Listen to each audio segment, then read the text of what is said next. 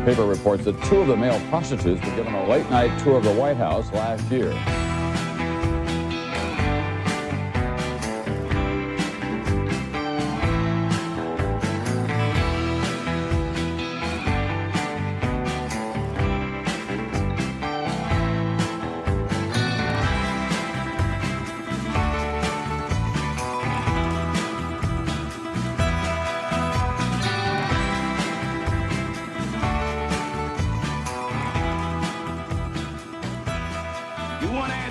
I think I'm entitled. You want answers. I want the truth. You can't handle the truth.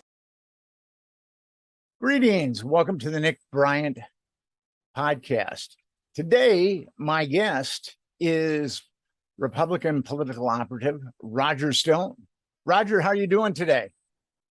Nick, I'm having a great day. You, in fact, worked for the Nixon administration. Tell us a little bit about that. That's how you cut your political teeth. Yeah, I worked in Nixon's 1968 campaign, although I was very young. I was the director of youth for Nixon. And then at the 1968 convention, I was assigned a job essentially as a runner, gopher for John Mitchell, who was Nixon's campaign manager, later Attorney General, a man who was, I think, unjustly convicted of involvement in the Watergate break-in, went to his grave denying it, numerous witnesses backing that denial. But, when you have a monolithic media against you and there is no alternative media as we have today, there's only one narrative that is allowed, and that is the government media narrative. Anyway, working for Mitchell, at a very young age, I forged a relationship that got me hired in the 1972 Nixon re-election campaign.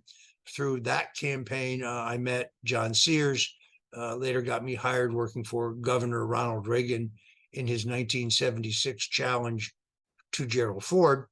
I worked very, very briefly in the Nixon administration in the Office of Economic Opportunity under Don Rumsfeld. In all honesty, I wasn't cut out for bureaucratic government work. I didn't even last, I think, 2 months before I resigned. And you've been a staunch defender of Nixon throughout the years. Well, I think you have to look at Nixon's record in its totality, and then let's examine his sins compared to the sins of more recent presidents. I mean, he reached a strategic arms limitation agreement with the Soviets, which is an enormous accomplishment that saved this country billions of dollars and made for a safer world. He ended the war in Vietnam rather than escalating it as his predecessors, John Kennedy and Lyndon Johnson, had done. He desegregated the public schools. Roughly 80% of the public schools in the country were still segregated when he became president, working with Daniel Patrick Moynihan, George Shultz, and John Mitchell. He desegregated the schools without violence or incident, tripled the funding for Black colleges, tripled the funding for civil rights law enforcement within the Justice Department, unilaterally saved Israel from complete annihilation in the 1973 Yom Kippur War over the objections of Henry Kissinger, over the objections of his own Joint Chiefs, by airdropping $38 million worth of lethal aid to the Israelis, whose backs were to the sea due to a surprise attack by Egypt and Syria. He launched the war on cancer, gave us federal revenue sharing. It's an extraordinary record of accomplishment. He also, of course, is the father of affirmative action, which I have always supported, much to the consternation of many of my more conservative friends who don't understand my thinking in that regard. Now, let's look at his sins. The break-in in the Watergate, conducted by private individuals who are in fact bunglers. I'm sorry, no evidence that Nixon either knew about or approved that in advance. Let's compare that to the Russian collusion hoax. That is an abuse of power in which we now know that the full authority of the United States government, plus our extraordinary intelligence capabilities, were used for the illegal, illicit purpose of removing a sitting president. And we know that there was no legal predicate. There was no evidence of Russian collusion. The CIA knew it. The FBI knew it. The Department of Justice knew it. So there was no rationale for the opening of Crossfire Hurricane, the counterintelligence investigation into Donald Trump. There was no legal rationale for the appointment of Robert Mueller. There was no legal rationale or cause for the FISA warrants that were used to spy on the government. So the government spying on a presidential candidate is a far bigger scandal than a group of misfits attempting unsuccessfully to break into the Watergate and place bugs, which, as you know, never actually functioned. It makes Watergate look like small potatoes. I've got a book on Watergate that's coming out.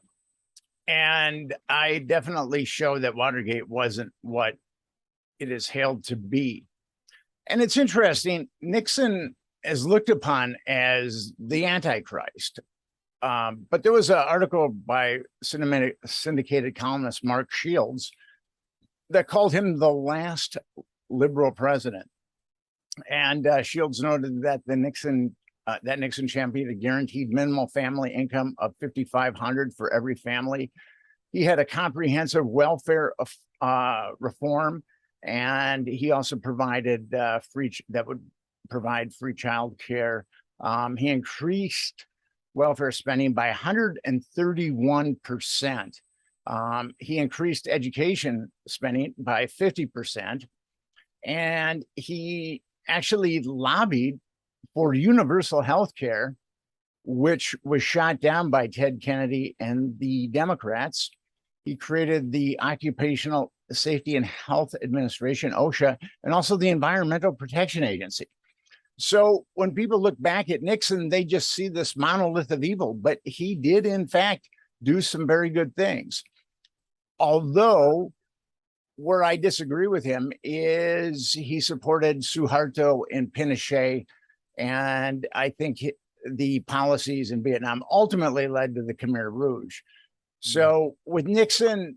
But how does Henry Kissinger escape all of that? I mean, here's the most important thing to understand. The man who pushed the illegal wiretaps of journalists and staff members and adversaries was Dr. Henry Kissinger. And Alexander Haig. Right. They get to skate on all of that. Deep Throat is not Mark Felt. Deep Throat is General Alexander Haig. Exactly. Extremely well-documented book by Ray Locker called Haig's Coup. Alexander Haig had the assignment of ushering Richard Nixon towards the exit, which he did very skillfully for the military-industrial complex. The entire time, Haig was petrified that his own role in those early wiretaps in 1969, and in the fact that the Pentagon, very fearful that Nixon was actually for peace, was spying on Nixon. The so-called Radford scandal, in which a naval yeoman who's stationed inside the White House as a military attaché is basically rifling through files and desks, including Henry Kissinger's briefcase, photographing documents and sending them back to Admiral Thomas Moore. By the way, the Washington Post has never on any occasion reported any of that. Woodward and Bernstein, two of the great fiction writers of our day, most of their crap is just made up. They seem to pass over certain items in their Watergate oeuvre. But at the end of the day, Mark Felt was a convenient excuse for them, because the Deep Throat does not appear in their book, didn't exist, didn't appear in the newspaper. It basically gets written into the movie script and thus becomes famous.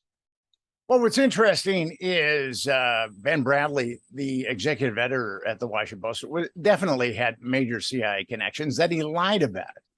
And Woodward had intelligence connections that he lied about. And what's interesting about Woodward and Bernstein is they're lauded as heroes, but they are, I don't know if you'd call it serial liars or pathological liars, because as my book will demonstrate, they lie when they don't even need to lie.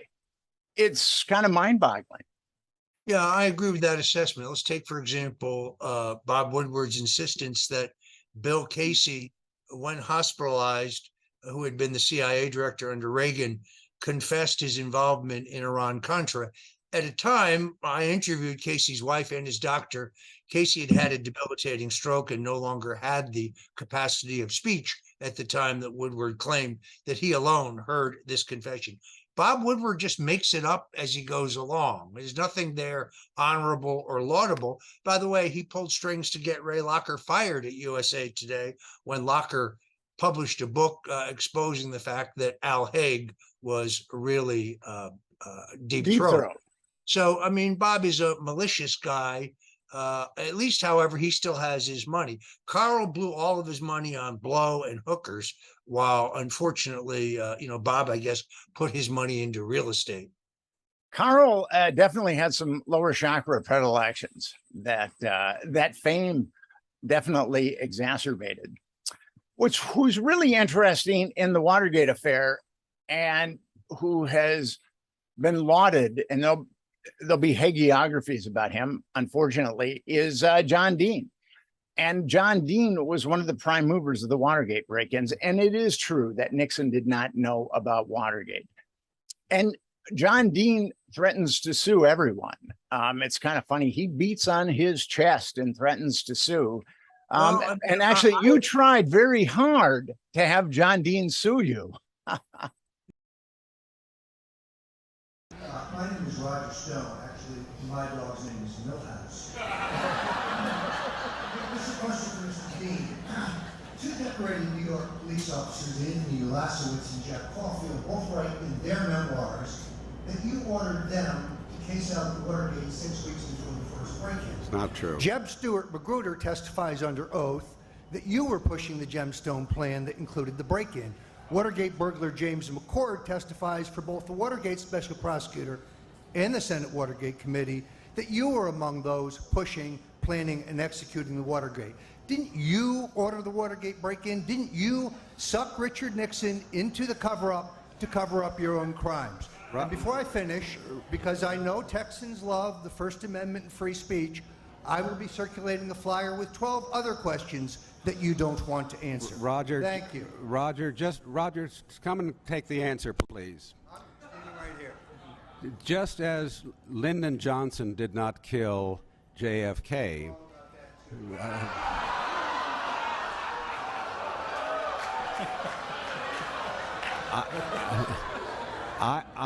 I did not order the Watergate break-in.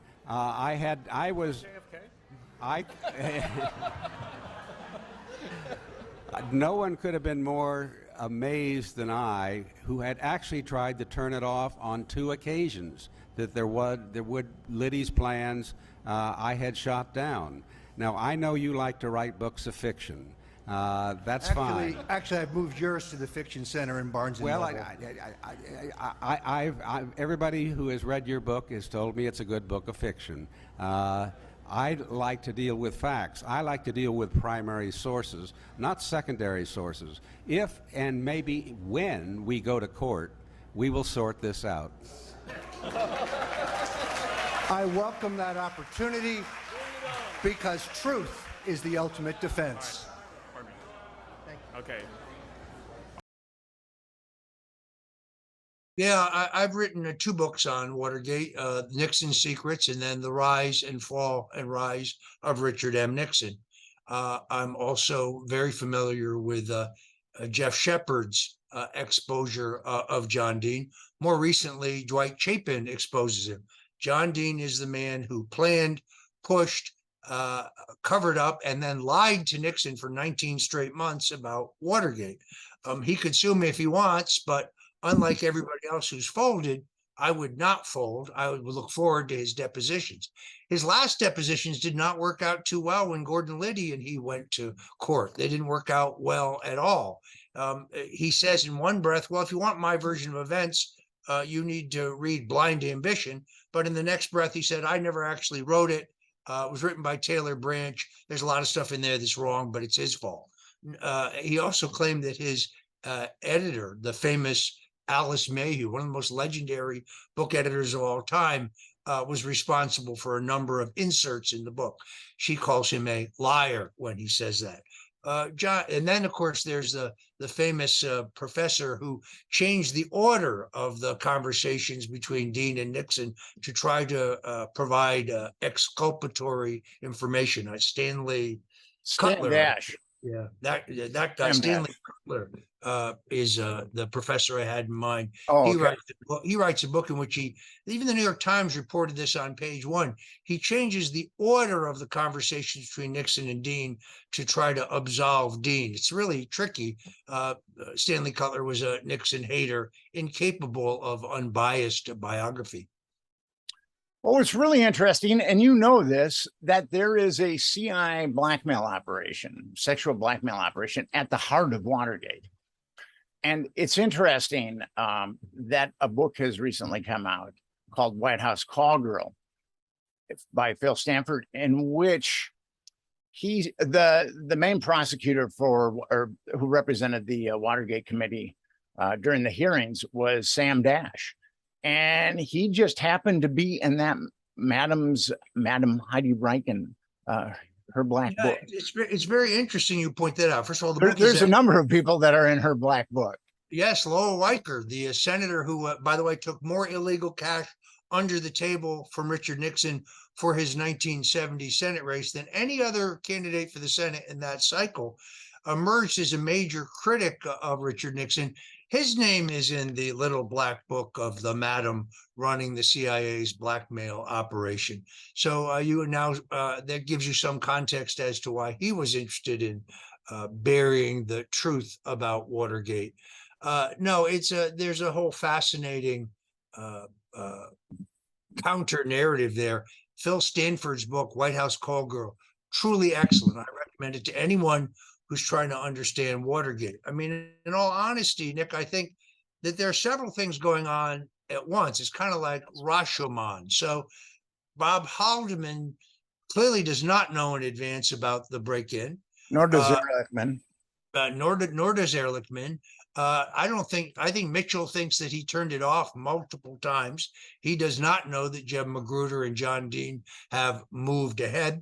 Dean, I think, is most interested in obtaining evidence regarding his own wife's involvement in that call girl ring.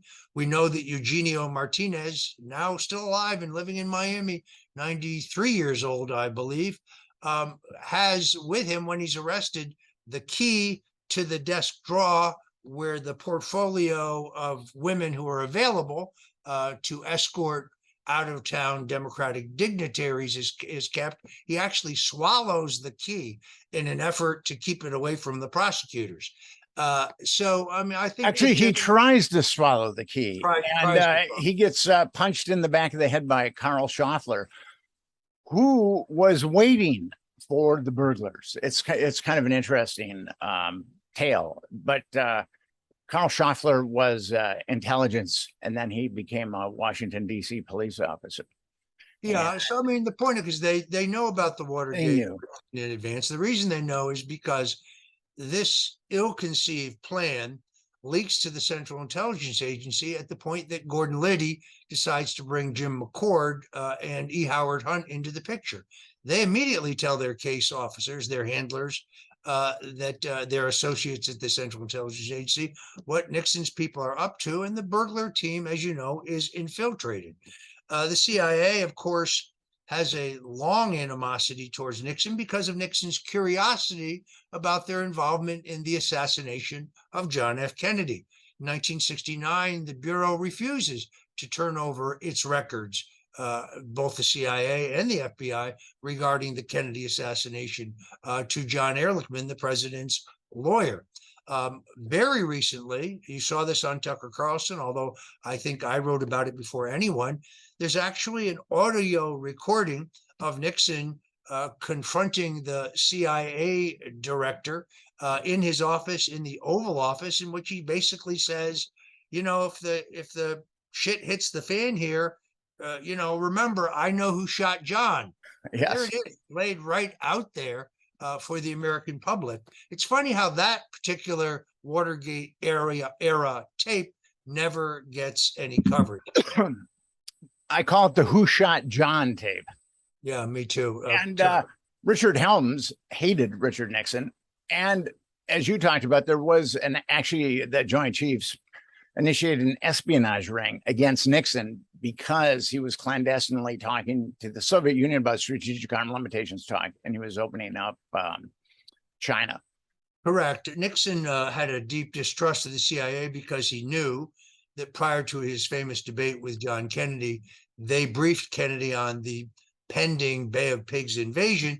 Kennedy used that skillfully in the debate, skewering Nixon for not being tough enough on Cuba, having no plan to topple Castro when he knew there was such a plan. Nixon, as a member of the Eisenhower administration, couldn't really respond.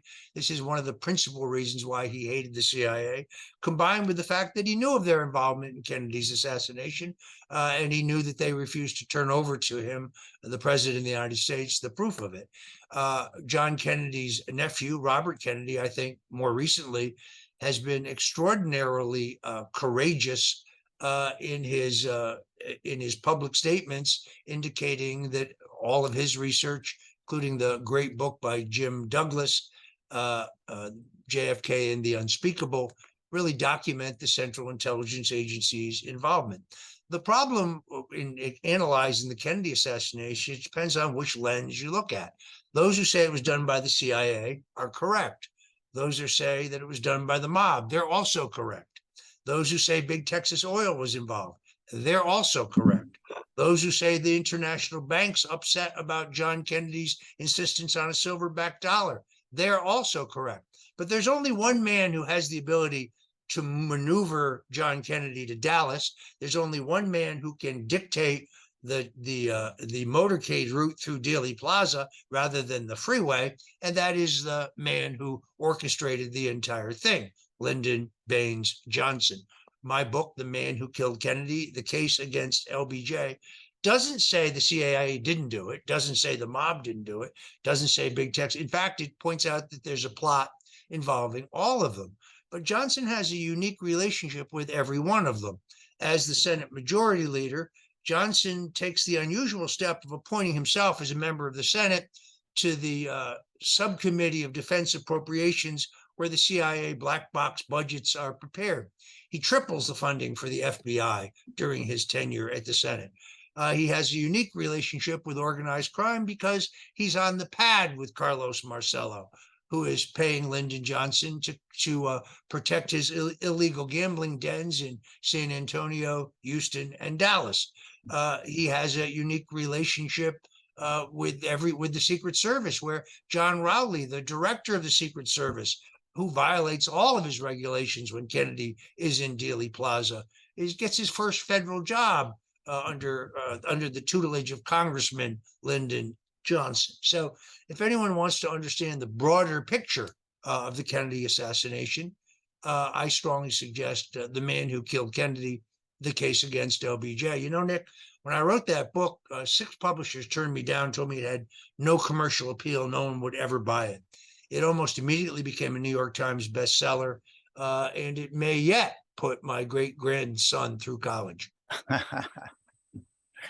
It's there's been a number of books written about the Kennedy assassination, and I agree with you that there were various parties involved. Kennedy thought that he could completely decimate the CIA, and his brother went after the mafia. And at that point in the early 60s, you did not want to tangle with both the CIA and the mafia. I don't think anybody wants to tangle with the CIA at this point, but the mafia is nothing what it used to be. And what's really interesting, people don't know about these books that you've written. You've been pretty nonpartisan about excoriating certain families. You've excoriated the Clintons and also excoriated the Bushes, which I find very interesting. Yeah, I'm a bipartisan truth teller. My book, The Bush Crime Family, I think documents the Bush family's involvement in drug trafficking, in pedophilia, in assassination, or at least attempted assassination, perhaps actual assassination, massive financial crimes in the SNL scandal, and since. Then, of course, there is the fake war in Iraq. I mean, the Bush family; those folks are not conservatives. They believe in nothing other than the power of money and influence. Early funders of eugenics, I might add. The Bush family money comes from Prescott Bush, later a U.S. Senator from Connecticut, my native state, but more importantly, a partner at Brown Brothers Harriman, where he makes big money financing the armament of Nazi Germany. Meanwhile, his partner, Averell Harriman, is financing the armament of Joe Stalin's Russia. These are incredibly bad people. In 1980, when I worked for Ronald Reagan, to a man, every one of the Reagan regional political directors, I think there were 7 of us, I handled the northeastern states, we were all inalterably opposed to Ronald Reagan breathing life back into the political career of George Bush, who he had crushed for the Republican nomination. Let's be clear, Bush had lost 2 U.S. Senate seat races in Texas, had survived on appointed jobs, first by Richard Nixon, later by Gerald Ford, and he was essentially done until Reagan elevated him. My next book will be on the attempted assassination of Ronald Reagan, because not only does John Hinckley have direct ties to the Bush family, but much like the Kennedy assassination, none of the forensic evidence matches what we've been told. For example, Reagan is hit from an upward trajectory, yet Hinckley is crouching and shooting from below. There's also too many bullets, Nick. I mean, all of the bullets fired by Hinckley are accounted for, and none of them hit Reagan. Also, you can add to that both Leslie Stahl and Judy Woodruff report on air for 2 of the networks that there's a man seen on a balcony above the entrance of the Hilton Hotel where Reagan was attempted to be shot. Go online and try to find those videos today. I have them, but they've essentially been erased from history. So my next book will focus on George Bush's attempt to murder Ronald Reagan, which I'm absolutely convinced that I can document, because Bush had an underlying lack of confidence about his ability to win an election, and Reagan had to be gotten out of the way. Unfortunately for him, Reagan did not die, although when Bush is flying back to Washington, he actually believes that Reagan is dead, and he is arguing that the nuclear football should be brought to him at Andrews Air Force Base. That's also in the book. What's interesting about the Bush family is Prescott Bush, who you alluded to, was doing business with the Nazis in the 40s. And this is very interesting to me. He was threatened with the Sedition Act. I mean, it had to go that far where he was going to be threatened with the Sedition Act. And lo and behold, he becomes a U.S. Senator. I mean, it's from traitor to U.S. Senator. That's what's always fascinated me about him. It's quite incredible. The other thing that's important to understand is that his bank, the Union Bank of New York, which actually provided the funding for Adolf Hitler, was seized by, I believe it was the Truman administration. Perhaps it was the Roosevelt administration. But when I found the documentation of that in the National Archives, as did other authors, those documents suddenly just disappeared. They're no longer there. I mean, fortunately, I kept copies of them, but there's a great tendency by those in power to erase history when history is inconvenient. Well, as Napoleon said, history is written by the winners. I disagree with that for the most part, because I think truth can eventually come out. But I also agree that there's definitely examples where I think it was also history is written by the winners. I think Napoleon also said history is a set of lies agreed upon. And to a certain extent, I think that that's true. And he also learned that invading Russia was a bad idea. Yeah, it's kind of hard to understand how the Germans, Adolf Hitler, could not learn from Napoleon's enormous mistake. I read yesterday about a new biopic coming out with Joaquin Phoenix playing Napoleon. I'm really looking forward to that. I'm kind of a Napoleon buff. I've read pretty much all of the great biographies of the little corporal. So you went after the Clintons very hard too, and you basically said that Bill Clinton in your book that he was an unabated, unrepentant predator, and that has been shown to be true. Tell us a little bit about that. I suspect that book, The Clintons' War on Women, is probably what got me indicted for lying under oath to Congress in my voluntary testimony regarding Russian collusion, which did not exist. Nick, how does one lie about something that never actually happened? It wasn't until Election Day, November 3rd of 2020, when BuzzFeed, of all people, brought a successful lawsuit against the Justice Department, forcing Robert Mueller to finally disgorge his entire unredacted final report, in which he admits that he had found, quote, no factual evidence, close quote, that I was involved in Russian collusion, WikiLeaks collaboration, or any other illegal act. So I was essentially prosecuted by a prosecutor who had worked for Hillary Clinton, two prosecutors who had worked for Hillary Clinton. It was a payback, I think, for the book, The Clintons' War on Women. The central point here, of course, is that, yes, I think Bill Clinton was a serial sexual deviant and an assaulter of various women, a rapist, but also just sexually assaulted. I counted 37 women. I'm sure that number is low. But more importantly, it's Hillary who runs the cover-up. It's Hillary who hired the nasty lawyers and the aggressive private detectives to try to intimidate Bill's victims into silence. Now, you can't run for president as an advocate for women if you have terrorized and intimidated women. That was the point of the book, which published in 2015. The book stands on its own. In other words, I feel very strongly about this. If anyone wants to challenge the underlying thesis of my books, for example, if you don't believe Lyndon Johnson was involved in the assassination of John Kennedy, or if you don't believe that the Bushes financed the armament of Nazi Germany, or if you don't believe that Bill Clinton was a sexual assaulter of women and that Hillary ran the cover-up, please read my book before you attack me online. Please read the book, because in every case, I document very meticulously everything that I say, and everything is fully sourced. Take, for example, the longest chapter of my book on the Clintons regards Jeffrey Epstein. That's because I relied with attribution very heavily, Nick, on your work, because you are really the first major reporter in the United States to report on and expose the activities of Jeffrey Epstein.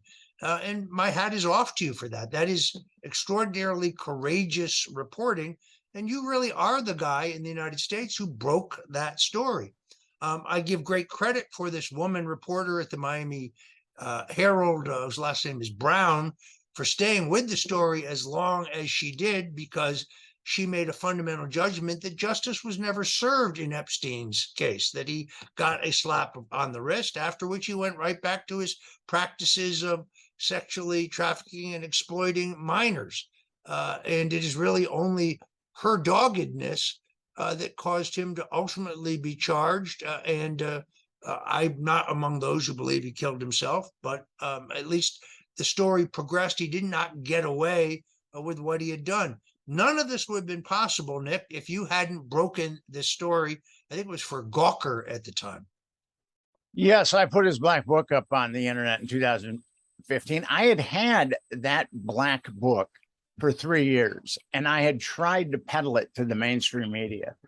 And I also had passenger manifests with a number of big shots on those planes with women that had no last names, including Alan Dershowitz.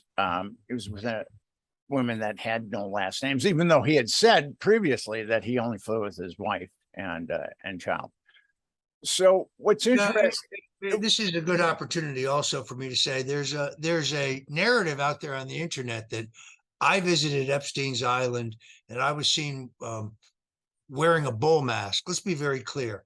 I'm not on any manifests. I never was on Jeffrey Epstein's plane. I saw Jeffrey Epstein once in New York from several hundred feet away. Saw him, never had any interaction. Didn't know him. Wrote about him extensively in my book, based on things you wrote and others, all with attribution. But this is yet another one of those fake narratives that takes on a life of its own. So if you threaten me on Twitter, or you wish that my wife would die of cancer since she's battling cancer, you will not be banned. But I'm banned for life on Facebook, on Instagram, on TikTok, on YouTube. Although they never actually tell you why you're banned, they just ban you. This is why I give huge credit to Elon Musk for restoring my Twitter feed. I'm also on Truth Social, which is useful in terms of talking to the Trump conservative base, but it doesn't have as broad a reach, obviously, as Twitter. I will admit to you that I'm more judicious about what I post today than I used to be, but I still don't think I ever broke any of their rules. I think I'm banned because I tell inconvenient truths, and therefore I embarrass people like the Clintons, like the Bushes, like the Obamas, like the Bidens, or institutions like the Central Intelligence Agency that they find annoying. My good friend Tucker Carlson says that my greatest single crime was mocking them. They will not be mocked. And that is why I was put through 2.5 years of hell. If you're going to come on my Twitter feed and accuse me of being a traitor, it means you didn't follow my trial. The government never produced any evidence whatsoever of involvement with the Russians on my part. They also never produced any evidence that I was a go-between for WikiLeaks between Russian intelligence or WikiLeaks and the Trump campaign. There's no evidence to that because it's not true. Why do you think that jury found you guilty? It was a DC. It was a DC jury. How do you pick a juror with not a single Republican, with not a single military veteran in DC? A number of veterans of the Biden and Obama, the Clinton and Obama Justice Departments. No free-thinking conservative Republican can get a fair trial in DC. Every one of the judges' rulings and pretrial motions was patently unconstitutional. Their attitude was, yeah, well, appeal it. Well, sure. How do you raise the money for an appeal while you're sitting in jail for 2.5 years? You could see the hatred in the eyes of the jurors, but here's the most important point, Nick. The jury forewoman said during jury selection that she didn't know who I was and was unfamiliar with my case. Yet we learned in retrospect that she had attacked me by name and Donald Trump, but attacked me specifically regarding the very case in which she would later be chosen as a juror, kept those posts on a private setting during jury selection and during the trial, and then tried to quietly delete them after I was convicted. It doesn't matter left, right, or center. Every major attorney, whether it's Jonathan Turley or Andrew Napolitano, thought I was at a minimum entitled to another trial. But no, Judge Amy Berman Jackson ruled that this woman's attacking me as a racist and later becoming the jury forewoman, that was not evidence of bias. That I think I answered your question. And in your case, what was interesting was the pre-dawn raid with the SWAT team and the helicopter. I think there were dogs too. Were there not dogs? And no, I mean, the most dangerous thing you have is probably a glass bong of Nixon. That would probably be your most lethal weapon. Certainly one of my most prized possessions, I would say that. No, you're absolutely right. On the morning of January 25th, 29 heavily armed FBI agents in full SWAT gear, brandishing fully automatic M4 assault weapons, arriving in 17 armored vehicles with a helicopter overhead, 2 amphibious units pulling up to the dock behind my house because I lived on a canal, frogmen jumping out who were similarly armed. For what? For the purposes of arresting me for a first-time nonviolent crime of lying to Congress? Please give me a break. They were in touch with my lawyers because the day before we had turned over 30 text messages that proved indisputably that Randy Credico was the source of my belief that Julian Assange had information on Hillary Clinton. By the way, he had said that on the record in numerous interviews, but specifically the fact that this information, of which I did not have specifics, would be released in October. We turned that information over to the special counsel. It really does prove that he was the source. They had no interest. Then they throw on a charge of witness tampering, yet they have a text message in which Credico threatens to shoot another witness who went to the grand jury in my case, but who was exculpatory, threatens to shoot him in the head if he contradicts Credico before the grand jury. But Mr. Credico was not charged with witness tampering. My entire case is a Soviet-style show trial, ultimately meant to pressure me into testifying. And your wife, when you were arrested, your wife, I think, was dealing with stage 4 cancer. Actually, no. No? In Okay. all honesty, my wife is hard of hearing, and therefore she didn't hear me being arrested. She was still asleep. She woke up looking down the barrel of an M4 assault weapon. She didn't know if we had a home invasion until she got her hearing aids in. She had no idea what had gone on.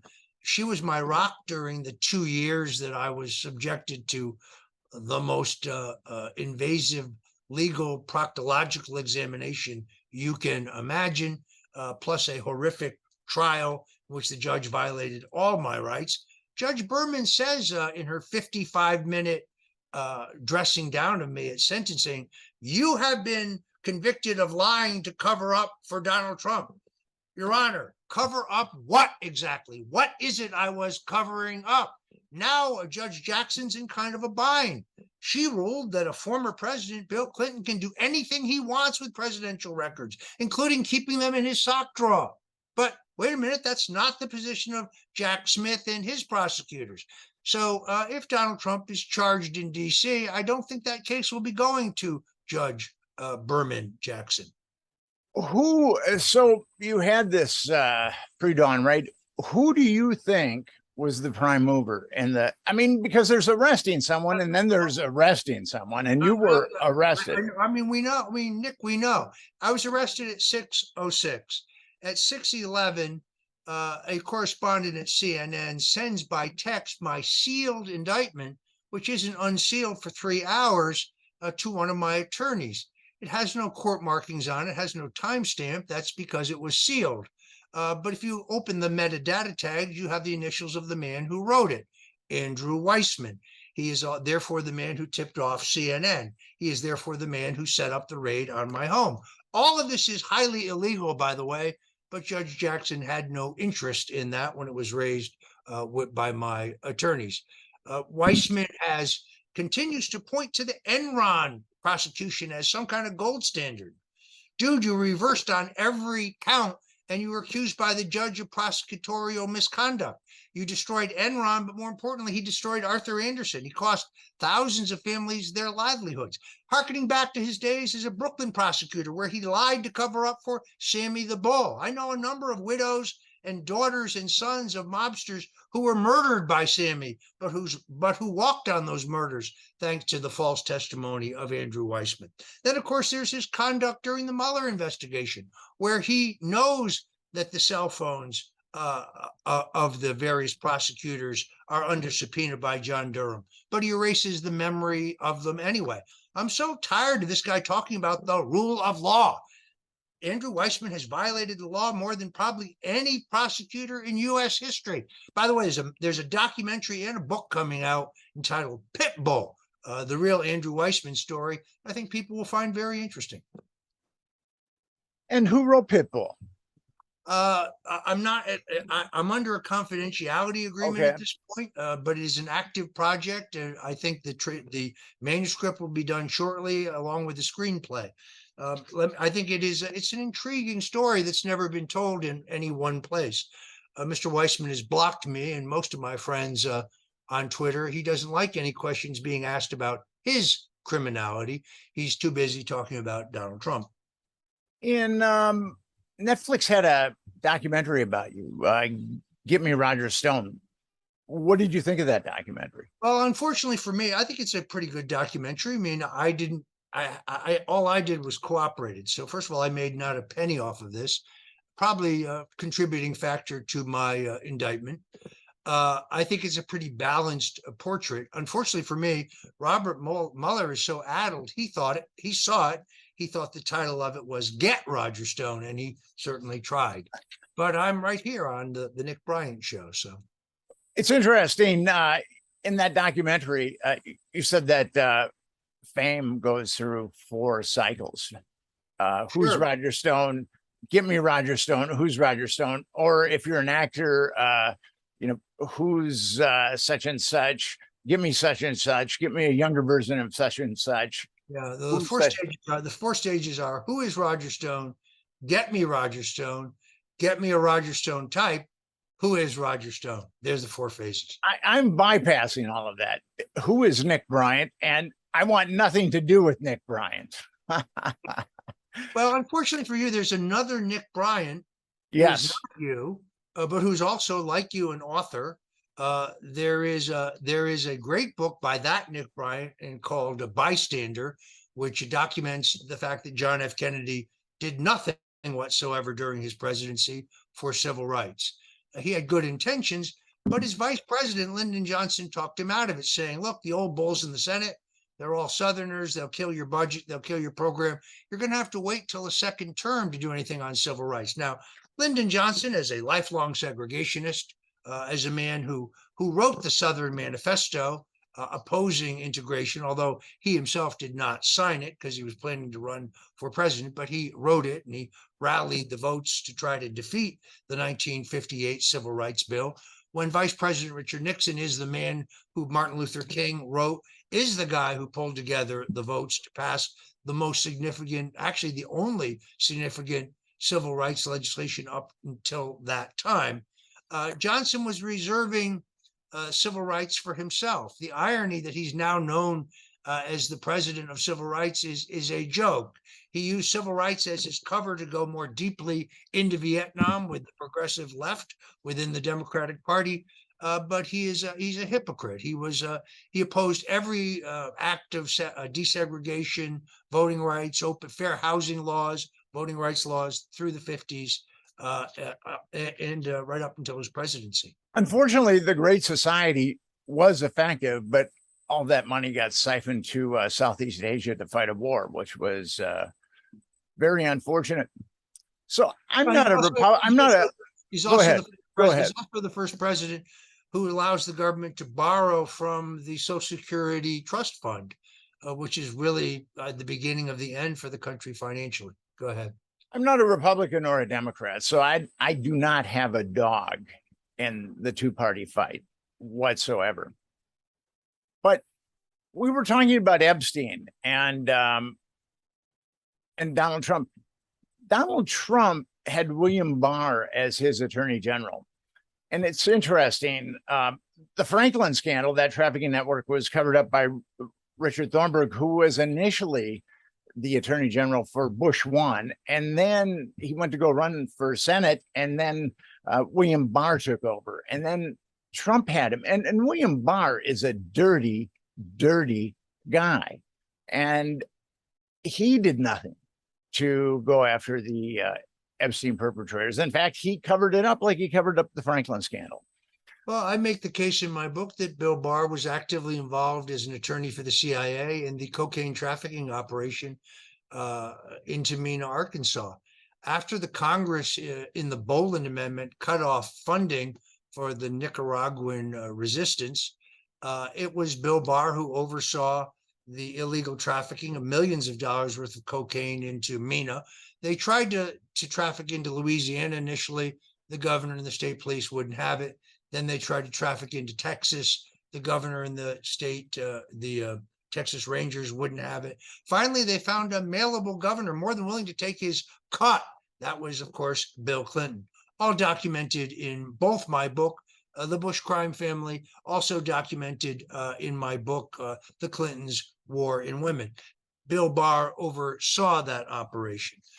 Barr really had a power struggle with Jim Baker during the Bush years. It's essentially a power struggle that he lost, only becoming attorney general after Thornburg returns to Pennsylvania, actually to run for governor. Governor. Actually, I Barr's, think it was senator, but go ahead. I'm pretty sure. Well, Thornburg was never in the Senate, so. No, he was beat by a dark horse. So why would Trump? I could be wrong about that.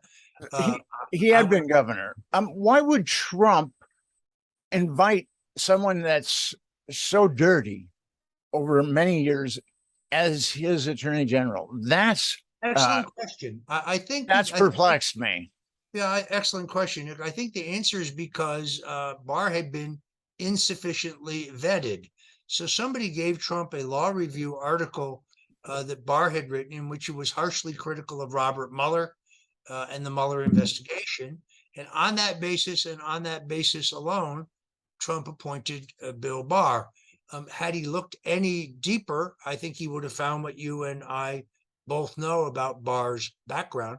Barr, I think, has got very substantial problems now because it's absolutely clear that he had evidence of the epic corruption of Joe and Hunter Biden during his time as Attorney General, and he effectively buried it.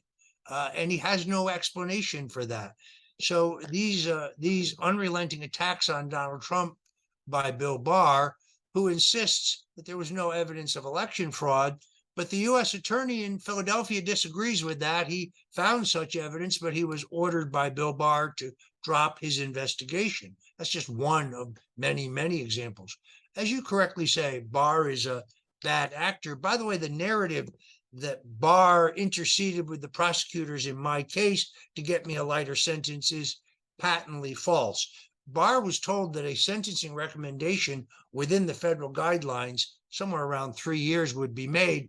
He was rather shocked when the prosecutors recommended a sentence of 7 to 9 years, and they sought to enhance my sentence based on my involvement in, quote, foreign interference in the election, close quote, which is not what I was charged with and which there is no evidence of.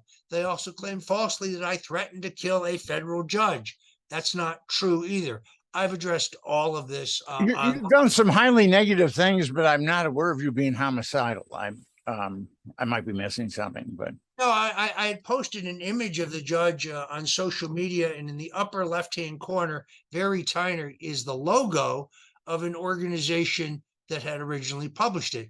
I have an affidavit from the graphic artist who designed it. It's not a rifle crosshair, but by the end of the day, this is how the media in America works. Stone posted an image of the judge with a rifle crosshair over her face. No, I didn't. It's not what I did. It's not even remotely true. But that's the way the media works, particularly when you get one of these media feeding frenzies, and I certainly had one.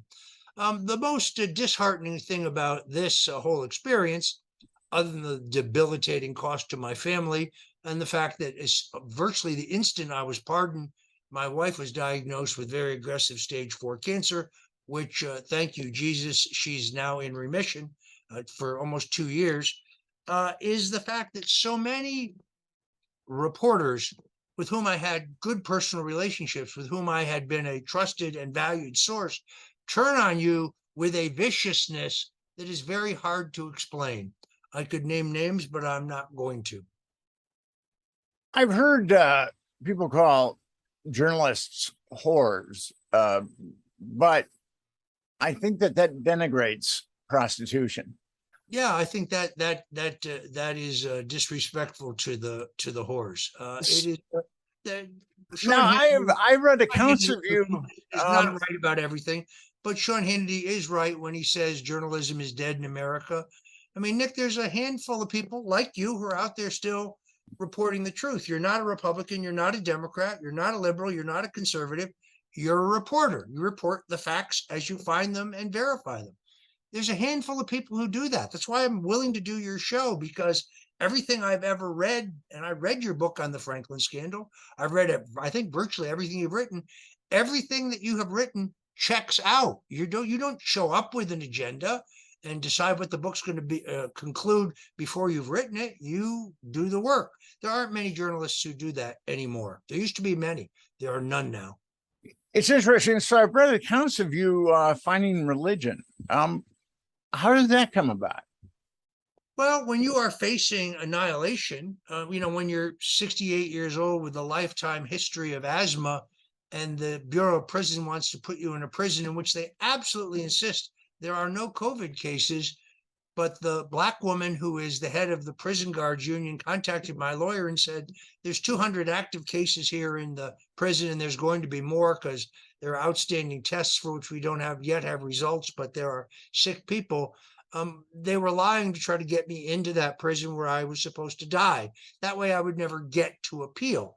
So the time came in my life when I realized that, first of all, this idea that I was going to get a fair trial, you can forget that. There is no fair trial. My own lawyers were either compromised or gutless. It's not clear which. I spent many months putting together exhibits, videos, text messages, emails, audios that would disprove the case against me. They used none of it. They introduced none of it. But a point came in which I was hit rock bottom. I was drinking too much. I was depressed. I was angry. I was fearful, not so much for myself, but for my wife at 70, at that point, 72 years old, I guess. Where was she going to live? How was she going to eat? I have a family, but my family, like many families today, my sons, my daughters, my grandchildren, they're stretched financially. Another mouth to feed is not what they needed. So, yes, in that moment, I returned to my roots. I had been originally baptized as a Catholic. I had wandered very far from my faith. I returned to it, and it's why I'm with you here today. I really believe that prayer works. I really believe that reacquainting myself with the Lord and turning my life back over to Jesus Christ changed everything. Certainly made me, while I'm materially pretty poor at this point, I'm spiritually much richer. Now, I understand that there are some people going to watch this and snicker. There are elites out there who probably work for the New York Times or the Washington Post or some other propaganda front that is not journalism, who are laughing and saying, that's a head fake, that's a pose, it's just another dirty trick by Roger Stone. Nick, I really don't give a rat's ass what they think. You can use expletives on my podcast, by the way, if you want. I think I already did, but in any event, I really don't care what they think. It is this elitist thinking. But yeah, my religious conversion is sincere. Am I a saint? By no means. I am not a saint. Am I a prophet? I'm most definitely not a prophet. I'm just a mere soldier in the army of God, and I'm comfortable with it. Now, I'm unhappy with the direction of the Catholic Church. I think this current pope is a communist. He's certainly a usurper. I even question the legitimacy of his papacy. He comes out and says stupid things like, private property is a violation of the Bible. No, Father, it is not. That's false. That's crazy. And therefore, I've been going to Coral Ridge Presbyterian Church, which was founded by Dr. D. James Kennedy, was dedicated by the great Billy Graham. I still consider myself a Catholic. I think once you are baptized as a Catholic, that's what you are. But in all honesty, and I've given some thought to this, I don't really care whether you're a Baptist or a Methodist or a Presbyterian or a Catholic or an Episcopal, which is barely being religious. If you believe in the birth, death, and resurrection of Jesus Christ, that's what holds all those people together as Christians. That's what I believe. I don't want to fight about it. It's amazing how some sects of Protestantism dislike other sects. Some people believe in prophecies. Other people don't believe in prophecies. I'm more concerned about whether the entire world is going to be incinerated in a nuclear war because of the foolhardiness of the Biden administration.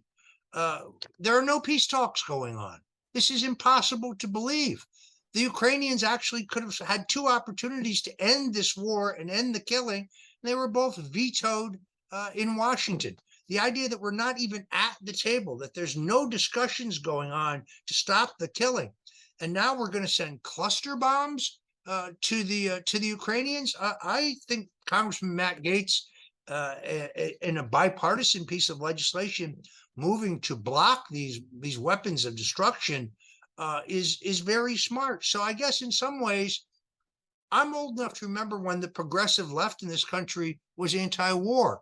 That doesn't seem to be the case anymore. Now the progressive left is a cheerleader for World War III over Ukraine. It's very hard to understand. Well, Roger, I want to thank you for coming on the Nick Bryant podcast. I've always found you to be a very interesting individual. Well, Nick, I'm glad to be here, and I have always appreciated your work. So I very much appreciate your invitation. Folks who want to know more can go to stonezone.com. That's my basic website, stonezone.com. We'll put up a link to your website. I also do a daily show at 5 o'clock on the net at stonezone.live. Check it out. And I recently started doing a WABC radio show in New York. Nick, I'd like to get you on one Sunday. I saw that. Yeah, I would love to get you on. Talk about Jeffrey Epstein, because nobody knows more about the Epstein story than you do. Well, thank you, Roger, and have yourself a good day. Many thanks. Bye.